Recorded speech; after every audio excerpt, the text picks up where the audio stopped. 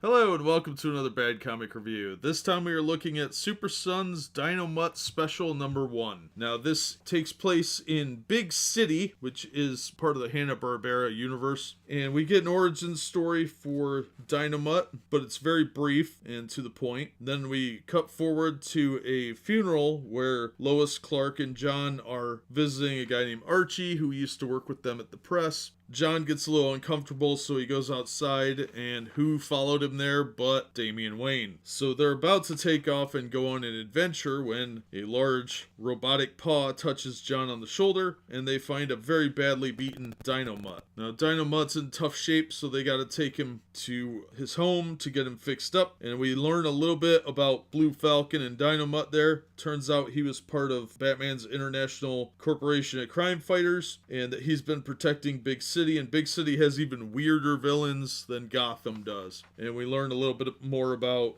the type of involvement they have. Apparently Batman knows Blue Falcon, and they've been friends for a long time, and since they're both multi-billionaires or whatever, and they try and fix up Dynomutt, but Blue Falcon's been mind controlled by the Red Vulture, and they have to stop him, and they have a team up. It's a great story. I highly recommend getting this issue. I'm just going to cut to the chase. I don't want to ruin anything else for you, but it is an interesting adaptation of the characters. They are treated much more seriously in this book than they ever were really in other mediums. It's done really well. I honestly think this is one of the best comics I've read this week. It was a lot of fun to read. It was a nice self-contained story, and it really makes me miss a lot of the old Hanna-Barbera superhero stuff that was never really that serious. It was definitely more of a kid's story, but it really has a lot of potential to do something with the characters of that universe. And I would really like to see those characters in their own kind of universe with like Blue Falcon and Birdman and some of the others, the Herculoids. They could be handled really well with a lot of the modern talent, made for an all-ages book. And I think this one had a little bit more of adult themes, but it was definitely handled with a lot of respect toward the original material, and it was probably a little bit better than some of the other adaptations they've done with the Hanna-Barbera characters, but it was treated with the utmost responsibility and respect for the original source material, which you just don't see very often, and I cannot sing praises of this book highly enough. I had a blast reading it. It was written by Peter J. Tomasi, and Fernando Passerian was the penciler. Inker was Auclair Albert. Gabe Elteb did the colors. Rob Lay was the letterer. The editor was Jim Chadwick. I highly recommend checking it out. It's worth the $5, and I don't say that very often. I'm not even a huge fan of Damian Wayne. I think he's kind of an annoying brat, but this was a fun